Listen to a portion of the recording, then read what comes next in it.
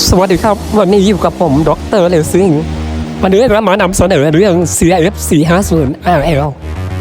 มาดูก่อนการปรับจูนนะครับรถคันนี้มีการเปลี่ยนท่อไอเสียและคอกรองอากาศมา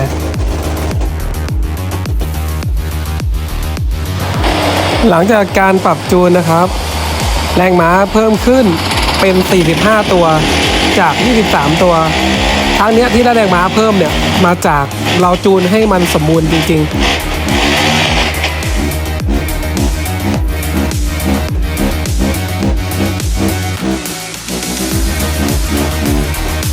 เราได้นำคาร์บมาคอมเพลกันก่อนกับหลังนะครับเห็นชัดเจนเลยว่าแรงม้าต่างกันขนาดไหนสนใจติดต่อที่ดร.เลสซิ่งได้เลยครับ